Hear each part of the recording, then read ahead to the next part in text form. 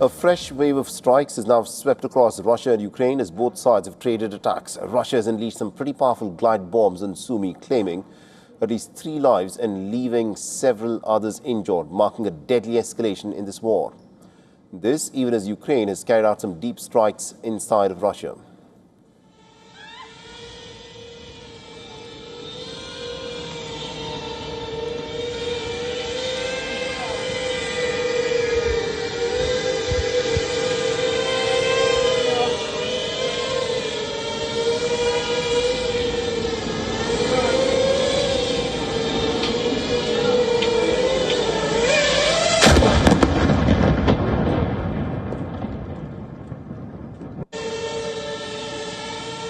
In the latest, Ukraine has expressed outrage after a drone was seen chasing down and wounding a street vendor in the southern Ukrainian city of Kherson. The video released by Ukraine shows the drone pursuing an unidentified man around a van being used as a street stand before exploding after he dives for cover behind the vehicle.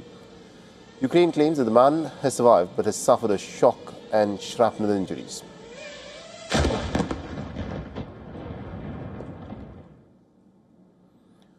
The President Volodymyr Zelensky has denounced it as a deliberate hunt targeting civilians. He's also urged his Western allies to make Russia to think seriously about peace rather than expanding the range of its drones. Russian military has now rained down some devastating glide bomb attacks on the northern Ukrainian city of Sumy. The Ukrainian authorities claim that at least about 6 glide bombs have hit civilian infrastructure in the city, but Russia maintains that it never targets civilians and civilian-related infrastructure. This comes a day after Moscow dropped 8 precision-guided bombs within just 90 minutes. Russia has used glide bombs against Ukrainian towns and cities since it invaded its neighbor more than 4 years ago.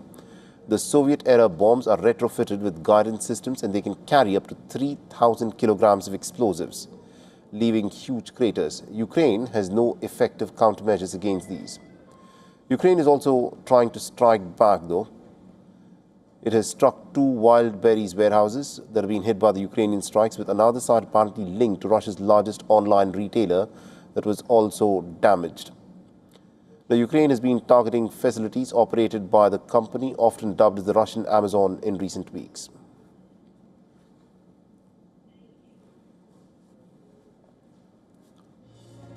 Though Kiev claims that the depots supply the Russian military, Moscow has denied this. Moscow claims that the fresh aerial assaults that have claimed 5 lives and have left several others injured.